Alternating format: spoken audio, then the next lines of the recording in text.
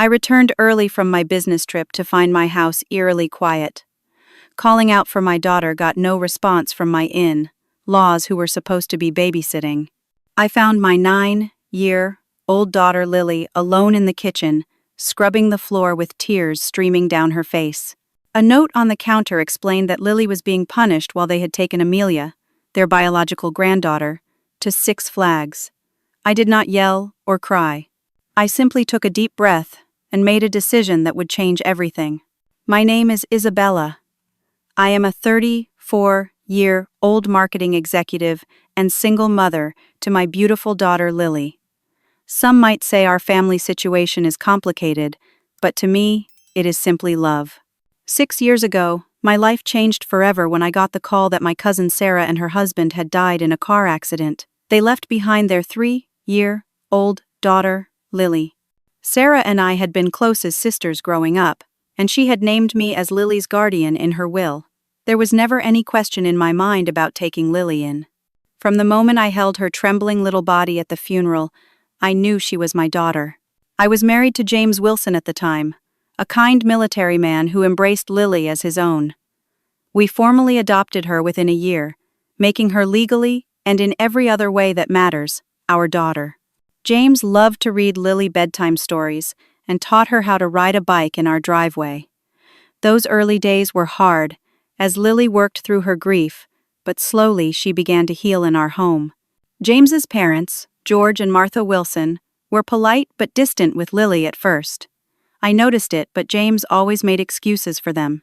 They have another son, Thomas, who has a daughter named Amelia, born the same year as Lily. From the beginning, the difference in how they treated the girls was subtle but unmistakable. Amelia would receive lavish birthday gifts while Lily got gift cards. Family photos at their house featured dozens of frames with Amelia, while the single photo of Lily was tucked on a side table in the hallway. They just need time to adjust, James would say. But 2 years passed, then 3, and nothing changed. Then, 2 years ago, our world shattered again when James was killed during his military deployment overseas. I was devastated, and Lily lost her second father. During this period, George and Martha seemed to soften toward Lily, bringing casseroles and offering to help. I gratefully accepted their support, believing that perhaps in shared grief, we could finally become a true family. For a while, things improved. They would occasionally take Lily for weekend visits, though she would often come home quiet and withdrawn. I attributed it to her processing her grief and was thankful she had more family in her life. Last week, I had an unavoidable 4-day business trip to Chicago. My sister Erin, who usually watches Lily, was away at a conference herself. When George and Martha offered to stay at our house with Lily, I reluctantly accepted. Lily seemed nervous, but I assured her it would be fine and promised to call every night. The trip was going well until I got word that our final presentation had been canceled. I decided to surprise Lily by coming home 2 days early, imagining her excitement when I walked through the door. Instead, I walked into a nightmare. After finding Lily alone scrubbing the kitchen floor, I gently helped her up, noticing her raw red hands. As I held her, the whole story came tumbling out between sobs. This was not the first time she had been left alone, or made to do chores, while Amelia got special treatment. When both girls were present, Amelia was treated to ice cream and movies, while Lily was made to clean or do homework. When I called each night to check in, they had forced Lily to say everything was fine. They told me I had to earn my keep, she whispered, her voice breaking my heart. Grandma said I was not really family like Amelia, just someone they had to take care of because of Uncle James. I stared at my daughter in shock. This child who had already lost so much, now being told she did not belong in her own family. In that moment, something hardened inside me. This would never, ever happen again. After comforting Lily and running a warm bath for her hands, I sat on the bathroom floor as she soaked in the tub. Lily began to open up more about what had been happening, not just during this visit, but over the past 2 years during weekend stays at their home. Grandma makes me eat in the kitchen when everyone else is in the dining room, she said, eyes focused on the bubbles. And Grandpa told me not to call them Grandma and Grandpa when no one else is around. I kept my face calm despite the rage building inside me. Has this happened before, sweetheart? Being left alone? Lily nodded. 3 times, but never this long. Amelia gets to go everywhere. They told me adopted kids have to learn their place. I took photos of Lily's raw hands, the still, wet kitchen floor, and the note they had left. The handwritten message read, "Lily is being punished for talking back. We've taken Amelia to Six Flags. Dinner is in the fridge. We'll be back late." My hands shook as I documented everything. Lily was 9 years old. 9. Left alone for what could have been 8 or more hours. I helped her pack an overnight bag and explained we would be staying at a hotel for the night. Her eyes widened in worry. "Are we in trouble?" she asked. "No, baby," I assured her. "But I need some time to figure things out before Grandma and Grandpa get back." From our hotel room, I called my sister Erin, who is an attorney specializing in family law. As I explained the situation, her normally composed voice grew increasingly angry. "This is child endangerment, Isabella," she said firmly. "Not to mention emotional abuse. You need to file a police report." "I will," I promised. "But first I need to confront them. I need to hear what they have to say for themselves." After settling Lily with room service and a movie, I drove back to the house alone. I waited in the darkened living room until nearly 11 at night, when I heard the garage door open. Cheerful voices floated in as they entered, George and Martha exclaiming over what a wonderful day they had had, while little Amelia chatted excitedly about the rides. I turned on the lamp beside me. All 3 froze at the sight of me. "Isabella!" Martha exclaimed, her hand flying to her chest. "You startled us. We were not expecting you until Friday." "Clearly," I said, my voice steady, despite the anger coursing through me. "Where is Lily?" Martha glanced toward the staircase. "She should be in bed by now. She was being disciplined for her behavior. By leaving her alone in this house for an entire day? She is 9 years old, Martha."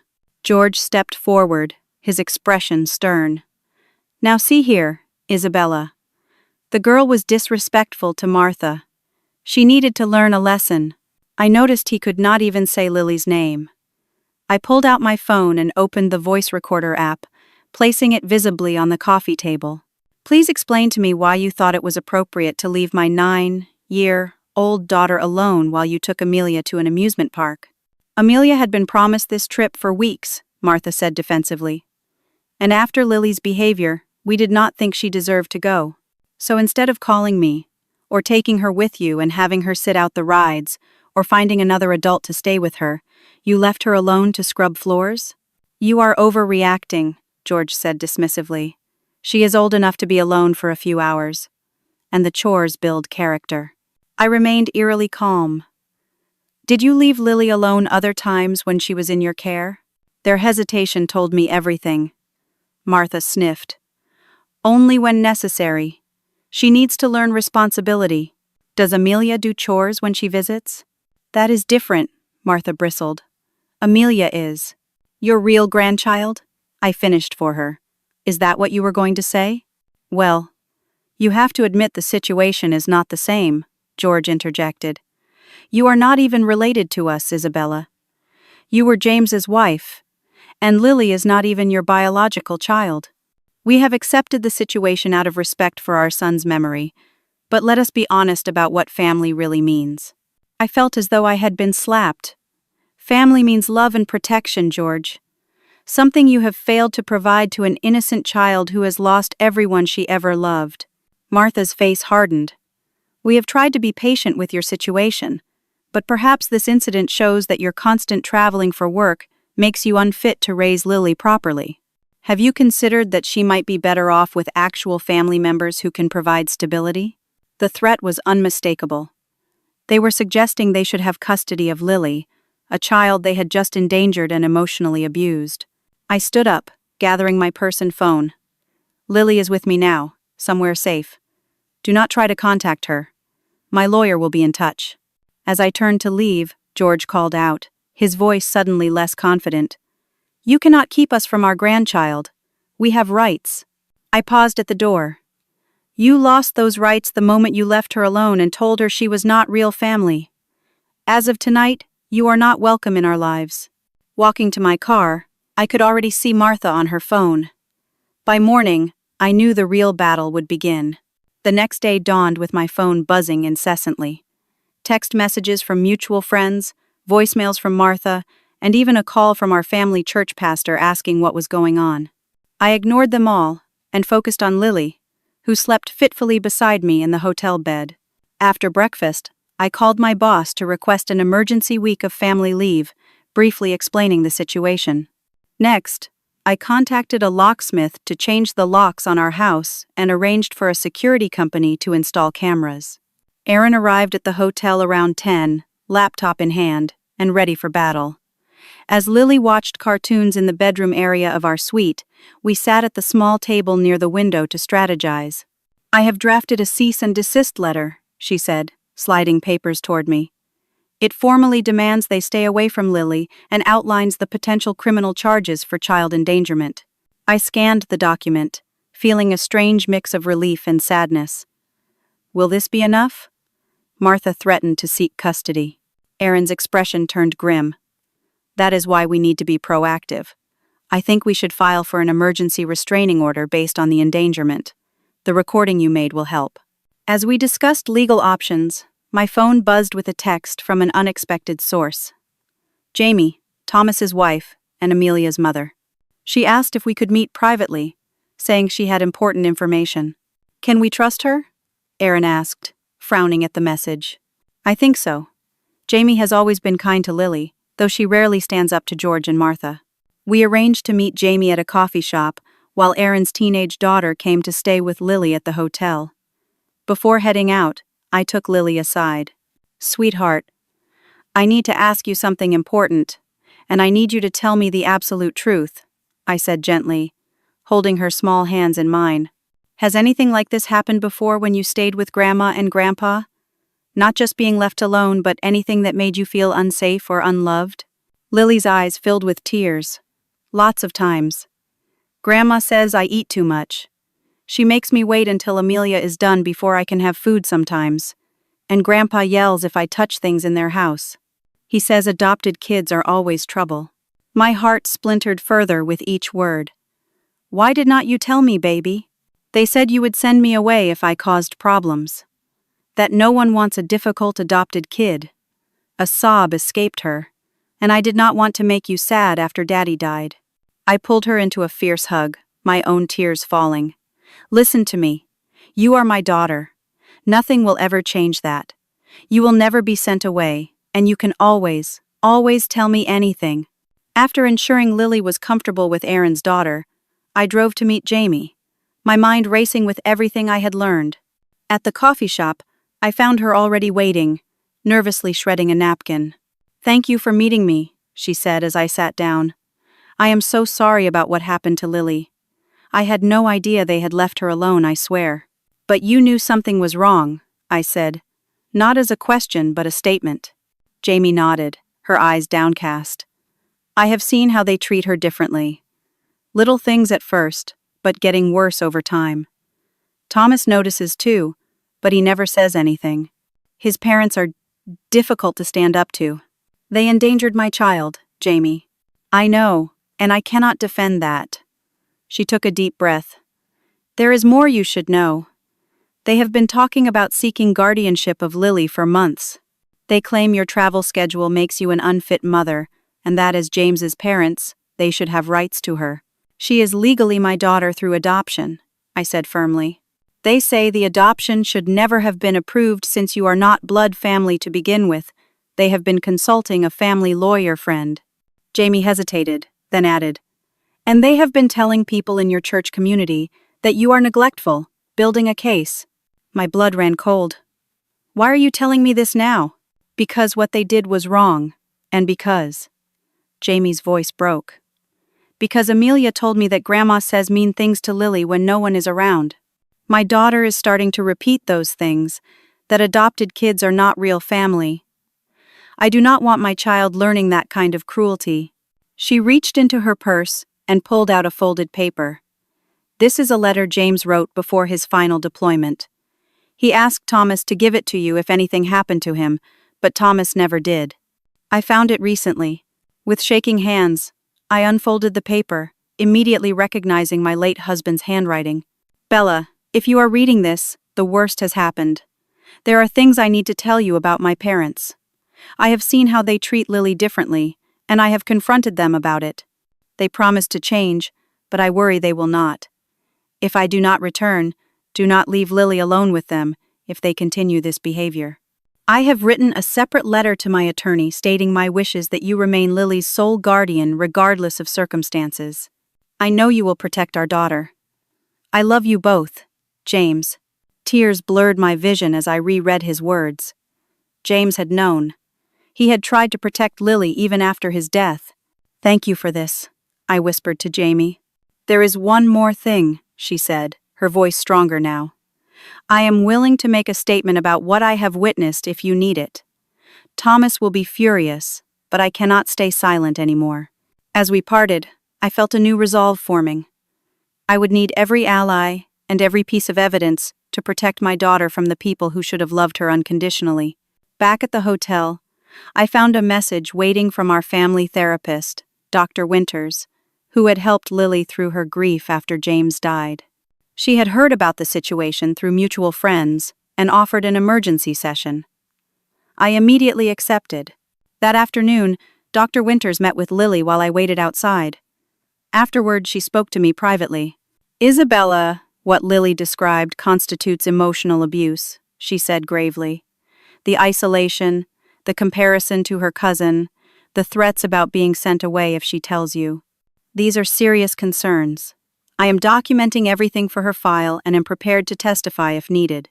Thank you, I said, gratitude washing over me. Will she be okay? Dr. Winters gave me a gentle smile.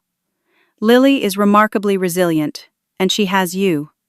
That makes all the difference. But she needs to know she is safe, and that means keeping her away from those who have hurt her. Armed with the therapist's report, James's letter, and Jamie's statement, I met again with Aaron that evening to formalize our legal strategy. As we worked, my phone continued to buzz with messages from church members and mutual friends, all wondering why I was keeping Lily from her grandparents. The Whisper campaign had begun. By the end of the week, the community backlash hit us in full force. We had returned home to our house with new locks and security cameras, trying to establish some normalcy for Lily. I had hoped that the cease and desist letter Aaron sent would keep George and Martha at bay while we pursued a formal restraining order. I was wrong. Tuesday morning, I received a call from the principal at Lily's elementary school. Miss Wilson, I wanted to let you know that your in-laws were here this morning attempting to pick Lily up for what they said was a doctor's appointment. My heart raced. They have no permission to pick her up. They are not on her authorized list. That is what our records showed, the principal confirmed. But they were quite insistent, claiming emergency family rights as her grandparents. When we refused, they caused quite a scene in the front office. I am so sorry, I said, panic rising. Did they leave? Eventually, yes. But Miss Wilson, they mentioned something about a custody dispute. Is there something the school should know about? I explained the situation briefly, emphasizing that under no circumstances should Lily be released to anyone but me. The principal was sympathetic, but suggested I provide the school with a copy of the legal documentation once the restraining order was in place. After hanging up, I immediately called Lily's teacher to make sure my daughter was okay. The teacher assured me Lily was in class and had not seen her grandparents, but the attempted pickup had rattled everyone. Later that day, I received another disturbing call, this time from Lily's school counselor, Miss Hayes. I had always had a good relationship with her, as she had helped Lily process her grief after James's death. Isabella, I wanted to reach out about some concerns, she began, her tone formal and distant. George and Martha Wilson came to see me yesterday with worries about Lily's home situation. I gripped the phone tighter. They have no right to discuss my daughter with you. They endangered her. They presented quite a different story, Miss Hayes replied. They mentioned your frequent work travel and suggested Lily might need more stability. They seemed very concerned. Did they tell you they left my 9-year-old daughter alone for an entire day while they took their other grandchild to an amusement park? I asked, struggling to keep my voice steady. The pause told me they had not. "I think we need to have a meeting to discuss what is best for Lily," she finally said. "The Wilsons are respected members of the community, and they raised concerns that should be addressed. Ms. Hayes, I am in the process of filing for a restraining order against the Wilsons for child endangerment and emotional abuse," I stated firmly. "I would appreciate if you would refrain from further conversations with them about my daughter until the legal proceedings are complete." The counselor's tone cooled further. "I understand you are upset, Isabella, but I have known the Wilson family for years. Perhaps there has been a misunderstanding." After hanging up, I sat at my kitchen table, my hands shaking with frustration. The Wilsons had lived in this town for decades, served on community boards, and donated to local charities. Their standing was allowing them to spin a narrative that made me look like the villain. That evening, I received a series of texts from parents of Lily's classmates. 2 playdates were suddenly canceled. A birthday party Lily had been invited to was now just family. The mothers were polite but distant, clearly having heard some version of the Wilsons' story. At work, things were not much better. My week of emergency leave had put a major client presentation in jeopardy, and though my boss had been understanding initially, his patience was wearing thin. "Isabella, I know you are dealing with family issues, but the Bryson account needs your attention," he said during our team call. "If you cannot fully commit right now, we may need to reassign the project." The Bryson account was my path to a promotion I had been working toward for 2 years. A promotion that would mean better hours and financial security for Lily and me. I could not afford to lose it. But I also could not focus while fighting for my daughter. "I will make it work," I promised, though I had no idea how. That night, as Lily and I ate dinner, she looked up from her plate with worried eyes. "Cassidy would not sit with me at lunch today. She said her mom told her my family is having problems." I reached across the table for her hand. "Some people are confused about what is happening, sweetheart, but we are going to be okay." "Are they going to take me away from you?" she asked, her voice small. "No," I said with fierce certainty. "Never." After Lily went to bed, I sat up researching custody laws and documenting every interaction with the Wilsons. Around midnight, my phone rang with a call from Jane, a longtime church friend. "Isabella, I thought you should know that Martha and George have scheduled a family meeting at the church on Sunday after service. They have been telling everyone you have had some kind of breakdown and are keeping Lily from her family. Pastor Williams is concerned." I closed my eyes, feeling the trap closing in. Pastor Williams had been close to James's family for years. The church community was a significant part of our lives, and now the Wilsons were using it against us. "Did they invite me to this meeting?" I asked, already knowing the answer. "No," Jane admitted. "That is why I am calling. It does not seem right that they are doing this behind your back." "Thank you for telling me," I said, genuine gratitude in my voice. "Will you be there?" "Yes," she hesitated, then added. "Isabella, some people are starting to believe them. You need to fight this." After we hung up, I called Erin to update her on this latest development. "They are trying to isolate you," she said. "Classic manipulation tactic. But this church meeting could actually work in our favor if we handle it right." "How?" I asked, exhaustion evident in my voice. "If we show up prepared with evidence, we can turn their ambush into our platform. But we need to be strategic." We stayed on the phone for hours, planning our approach to the Sunday meeting. By the time I finally went to bed, my eyes burning with fatigue, I knew the coming confrontation would either save us or break us. The next morning, I received another blow. The school called to inform me that Lily had had a panic attack during class and was in the nurse's office. When I arrived, I found her curled in a ball, breathing rapidly. "Amelia told everyone Grandma and Grandpa are going to be my real parents now," she sobbed into my shoulder. "She said you do not want me anymore." As I held my shaking daughter, rage and determination crystallized inside me. This psychological warfare had to end, and it had to end now. Sunday arrived with a knot of dread in my stomach. Lily and I had spent Saturday baking cookies and watching movies, trying to create a pocket of normalcy in our increasingly chaotic lives. I had not told her about the church meeting, not wanting to add to her anxiety. That morning, I dressed carefully in a conservative blue dress, wanting to present the image of a composed, capable mother. Erin would meet us at the church with her husband for support.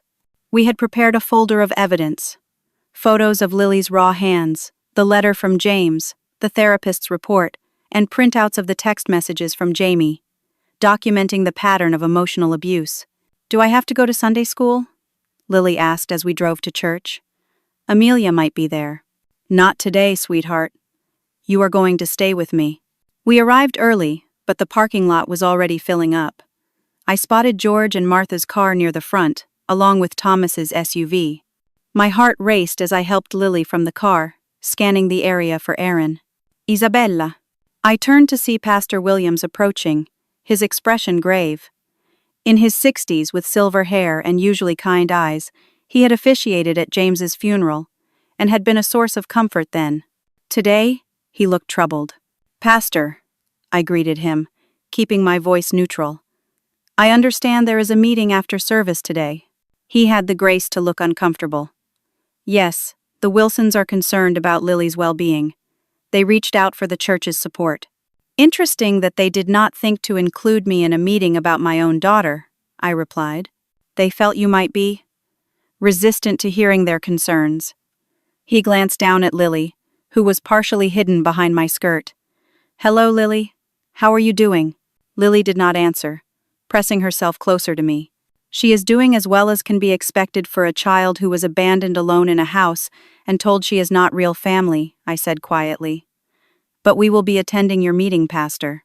I think it is time everyone heard the truth. Before he could respond, Erin and her husband arrived, followed by Jamie, who looked nervous but determined as she approached us. I saw her eyes dart toward the church doors, clearly worried about Thomas's reaction to her presence on our side. "Thank you for coming," I said, squeezing her hand. "It is time someone stood up for Lily," she replied. The service passed in a blur.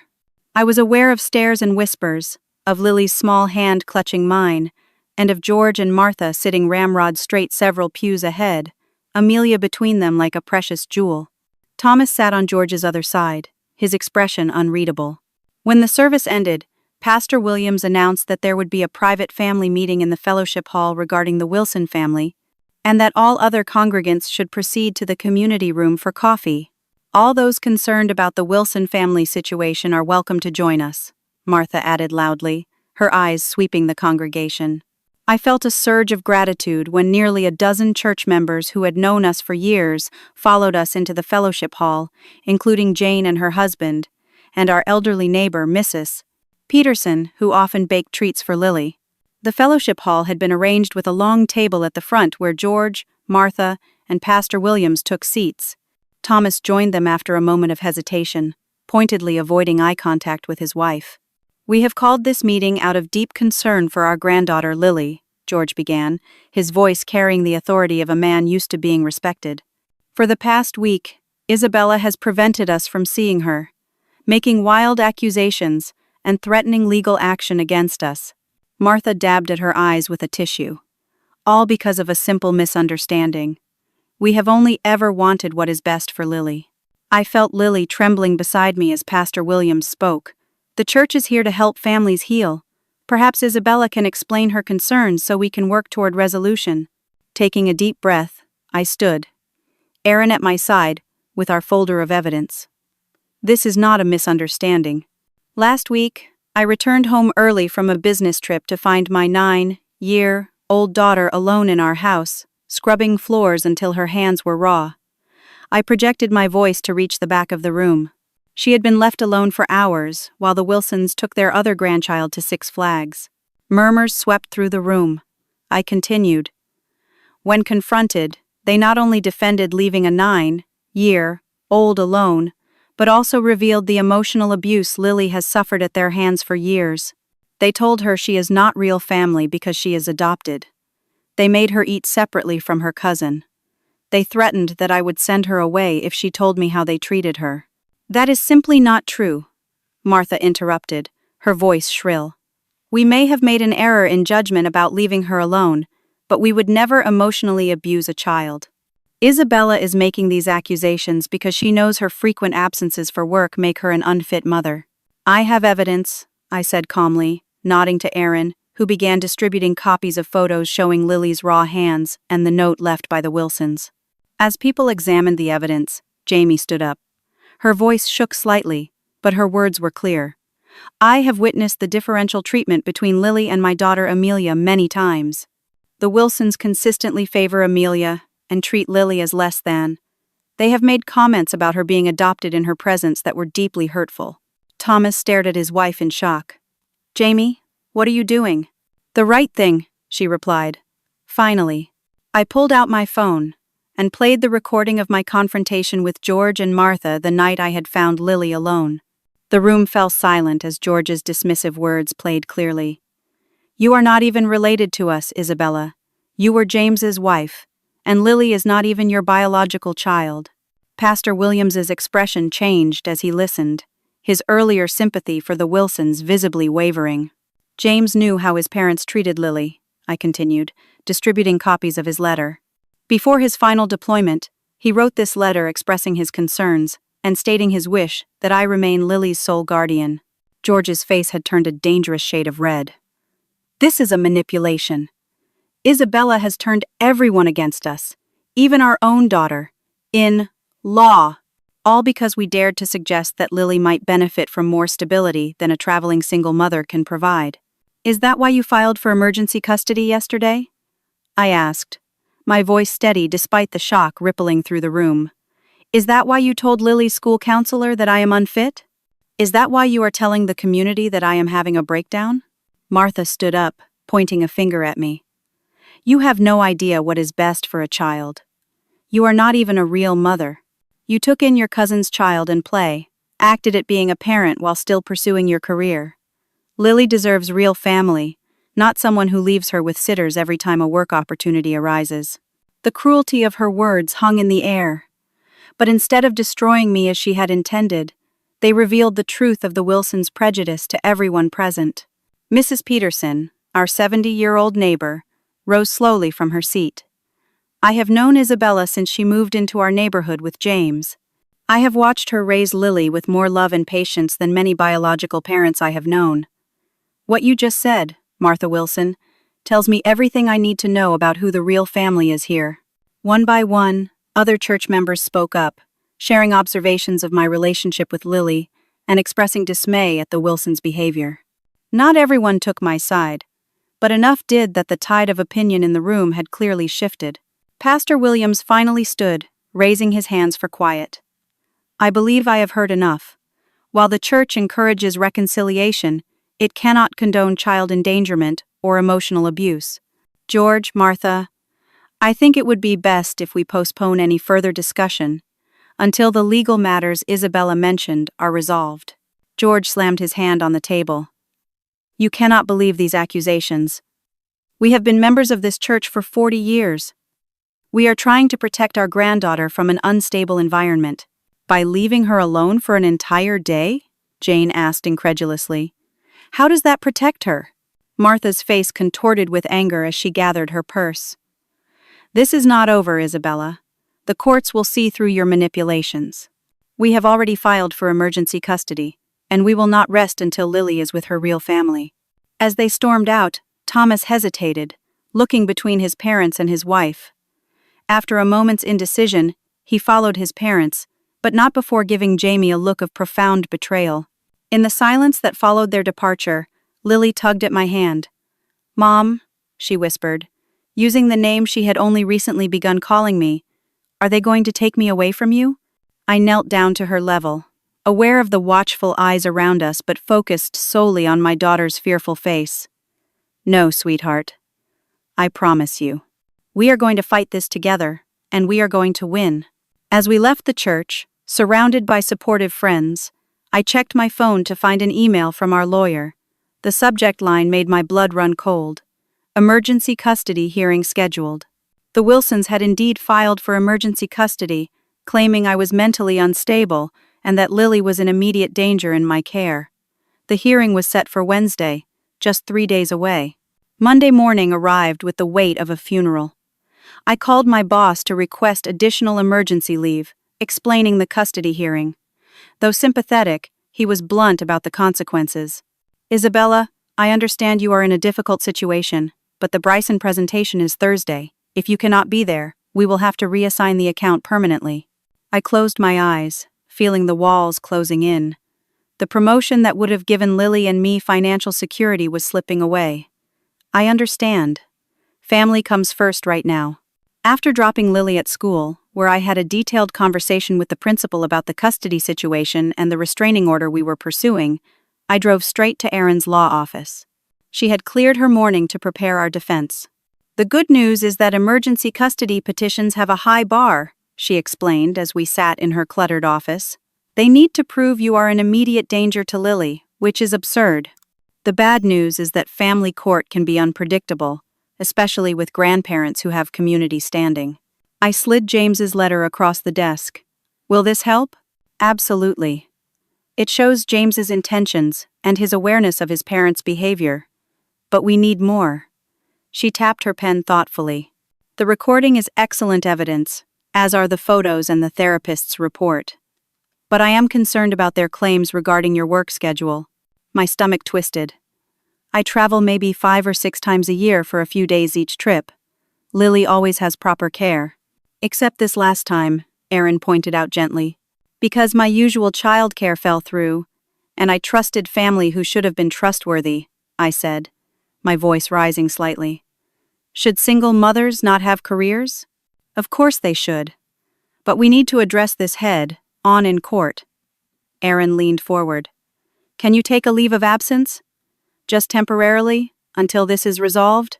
I thought of the Bryson account, of my dwindling savings, of the mortgage payment due next month. If I have to, we spent the next few hours preparing our case, reviewing every interaction with the Wilsons that might support our position. By early afternoon, I felt marginally more confident. As I was leaving Erin's office, my phone rang with an unfamiliar number. It was Anna, George, and Martha's housekeeper for the past 15 years. Miss Wilson, we have never met, but I have seen Miss Lily at the Wilsons' home many times, she said, her voice heavily accented. I heard what happened, and I cannot stay quiet anymore. My heart raced. What do you mean? The way they treat that little girl is not right. I have seen it for years. They make her sleep in the guest room when she visits, while Amelia has her own decorated room. They make her do chores no child should do. Once, I found her cleaning toilets, while Amelia was swimming in their pool. Anna, would you be willing to make a statement about this? I asked, hardly daring to hope. Yes, she replied firmly. And I have more. I keep a journal about the household, for my work. I have written down the things I saw and heard. And, she hesitated, I have some videos on my phone. Times when I saw them being cruel to Lily and recorded it because no one would believe me otherwise. I gripped the phone tighter. Anna, that could make all the difference in our case. I know. That is why I am calling. I was afraid to speak up before because I need this job. But I cannot sleep at night thinking about that little girl. We arranged to meet at Erin's office later that day. When Anna arrived, she brought a worn notebook filled with dated entries documenting the Wilsons' treatment of Lily. Even more valuable were the videos. George berating Lily for touching a family photo. Martha telling Lily to eat in the kitchen while the family dined in the formal dining room. Both of them lavishing attention on Amelia while ignoring Lily sitting just feet away. This is compelling evidence, Erin said, carefully copying the videos and scanning the journal entries. Anna, are you prepared to testify about what you have witnessed? The older woman nodded resolutely. Yes. It is the right thing to do. With this new evidence in hand, Erin filed additional documents for the custody hearing. We also formally applied for a permanent restraining order based on the endangerment and emotional abuse. Tuesday passed in a blur of preparation. I met with Dr. Winters again, who provided a detailed psychological assessment of Lily, documenting the emotional trauma caused by the Wilsons' treatment. We gathered character references from teachers, neighbors, and friends who had witnessed my parenting over the years. That evening, as I was reviewing documents at our kitchen table, there was a knock at the door. Through the security camera, I was surprised to see Thomas standing alone on the porch, looking uncomfortable. I opened the door cautiously. Thomas? Can I come in? He asked. his eyes darting around, as if worried about being seen. I hesitated, then stepped aside. Thomas had never been openly hostile to Lily, but he had never stood up for her either. "I will be brief," he said, declining my offer of a seat. "I want you to know that I have told my parents I will not support their custody petition. After what Jamie told me, and after seeing the evidence at the church," he trailed off, looking genuinely distressed. "I had no idea they had left Lily alone that day. I thought she was with a sitter." "But you knew how they treated her differently," I said, unable to keep the accusation from my voice. He had the grace to look ashamed. "Yes, I did.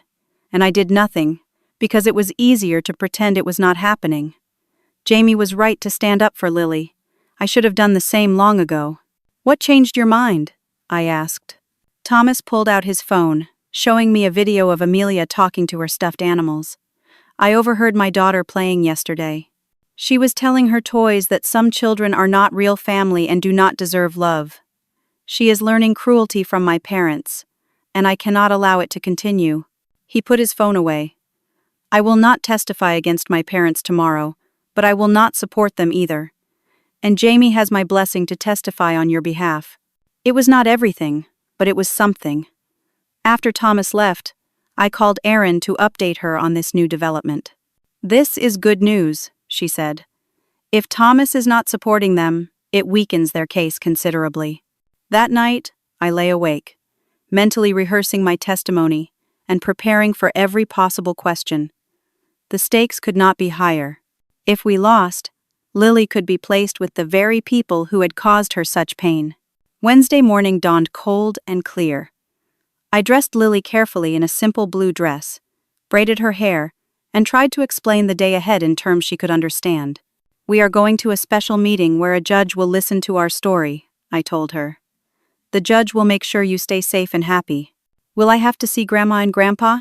she asked, her small face pinched with worry. "Yes, but they cannot talk to you or come near you, and I will be with you the whole time." At the courthouse, we met Erin, who had brought Anna and Jamie with her.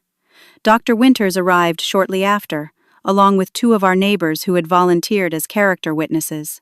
As we waited in the hallway, I spotted George and Martha entering with their lawyer, a severe-looking woman in an expensive suit.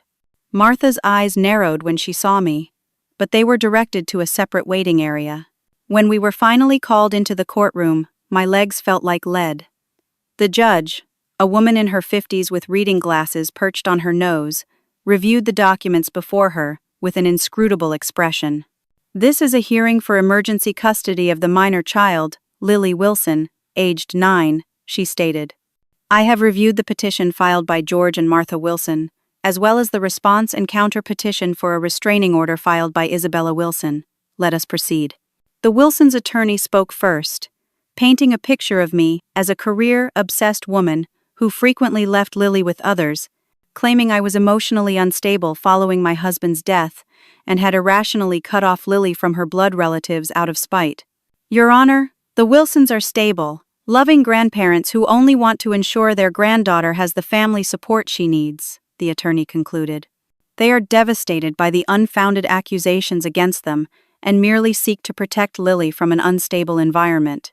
When it was Erin's turn to speak, she methodically dismantled their arguments, presenting the evidence of endangerment and emotional abuse. She played the recording of my confrontation with the Wilsons and showed the photos of Lily's raw hands. "Your Honor, the Wilsons left a 9-year-old child alone for hours while they took another child to an amusement park. When confronted, they defended their actions and revealed deep-seated prejudice against Lily because she is adopted. This is not a loving environment for any child." The judge listened impassively, occasionally asking clarifying questions. When Erin introduced Anna's journal and videos, the courtroom fell silent as we watched George and Martha's cruel treatment of Lily, documented in their own words and actions. Dr. Winters testified about the psychological impact of the emotional abuse, and Jamie bravely described the differential treatment she had witnessed over years. Anna's testimony about finding Lily cleaning toilets while Amelia swam brought tears to several observers' eyes. Finally, I took the stand, my heart pounding as I swore to tell the truth. "Miss Wilson," the Wilsons' attorney began, How many days per year do you travel for work, leaving Lily in others' care? Approximately 15 to 20 days per year, I answered honestly. But Lily is always with trusted caregivers, usually my sister Erin or close friends. And yet you left her with the Wilsons this time? Because my regular childcare was unavailable, and I believed family members would treat my daughter with love and care. I was wrong. The questioning continued, targeting my work schedule, my single-parent status, and my relationship to Lily. Is it not true that you are merely Lily's cousin, not her blood mother? I am Lily's legal mother through adoption, I replied firmly. And I am the person who has loved, protected, and raised her for the past 6 years. One final question, Miss Wilson. How do you plan to care for Lily during the current custody proceedings if you are required to be in court? I have taken a leave of absence from work to focus entirely on Lily's well-being, I said, the words catching in my throat as I thought of the Bryson account and the promotions slipping away. When both sides had presented their cases, the judge called a brief recess to review all evidence. Those 30 minutes were the longest of my life, as I sat with Lily in a conference room, trying to distract her with games on my phone. When we returned to the courtroom, the judge's expression was stern. I have reviewed all evidence and testimony in this matter, she began. The petition for emergency custody filed by George and Martha Wilson is denied. A wave of relief washed over me so strongly I nearly collapsed.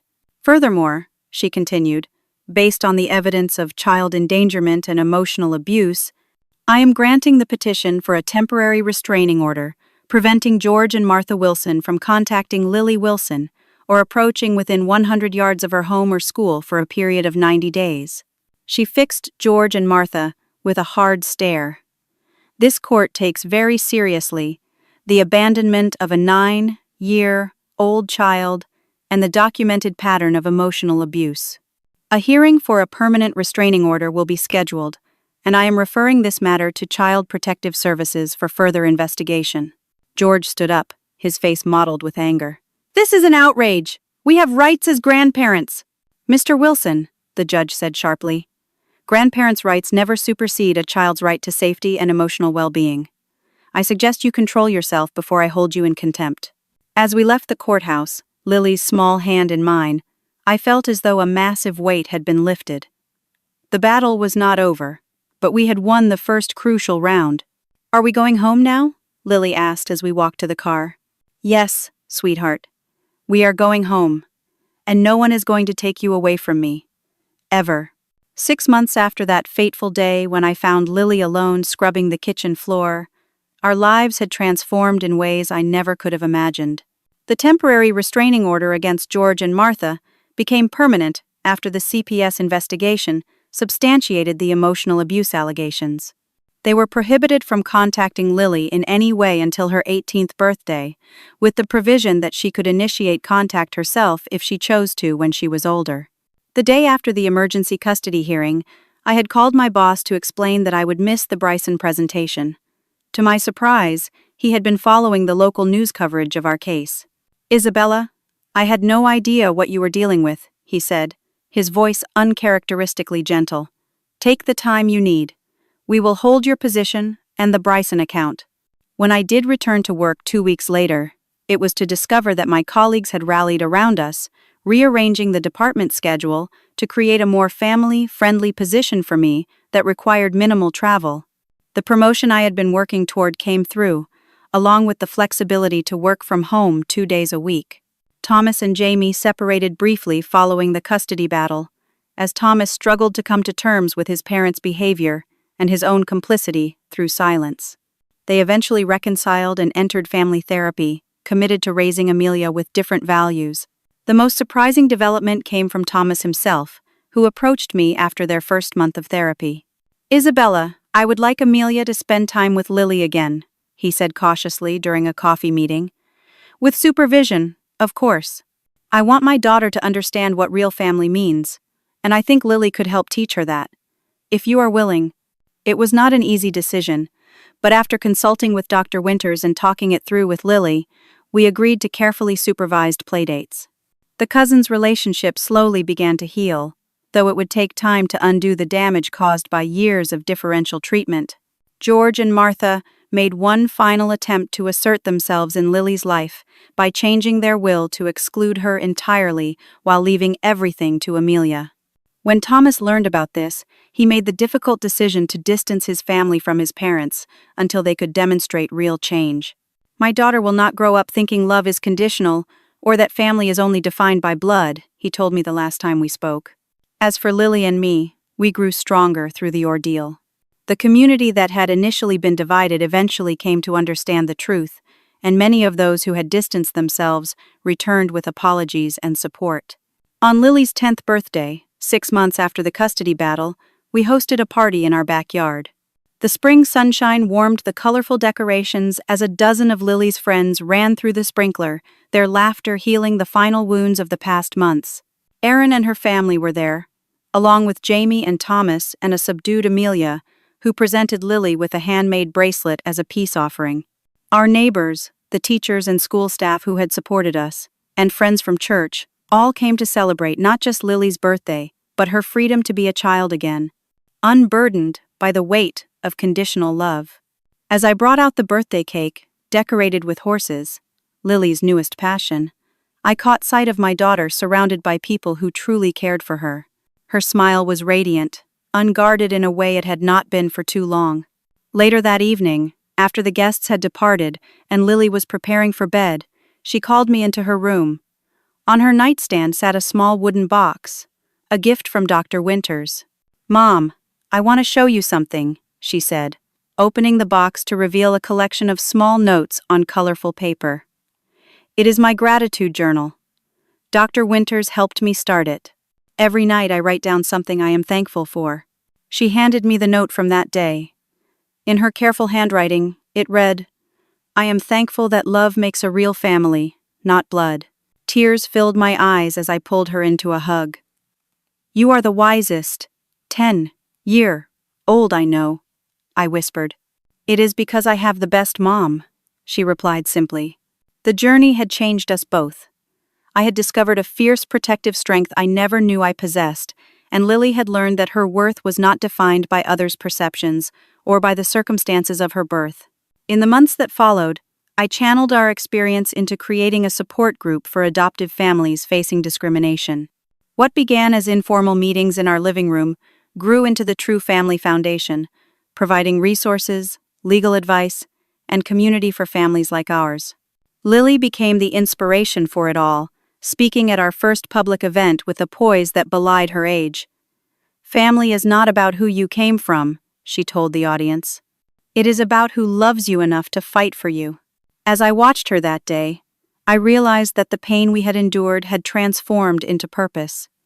The in-laws who had rejected her had inadvertently given her the gift of certainty about what family truly means. Their attempt to tear us apart had only strengthened the bond between us. Family is not defined by blood or birth certificates. It is built daily through love, sacrifice, and unwavering commitment to each other's well-being. Lily and I learned this truth through fire, and emerged not just survivors but advocates for a broader definition of family that includes all the ways people come together to create homes filled with love. Sometimes the greatest gifts come from our deepest wounds, if we have the courage to transform pain into purpose. Lily and I found that courage together, and in doing so, discovered that we were never broken to begin with, just part of a beautiful, unconventional family that was perfectly our own. What does family mean to you? Is it defined by blood, or by the people who show up when it matters most? I would love to hear your thoughts in the comments below. If this story resonated with you, please like and subscribe to hear more stories about unconventional families finding their strength. And if you know someone who might need to hear this message today, please share it with them. Thank you for joining us on this journey. And remember that the family you choose is every bit as real as the family you are born into.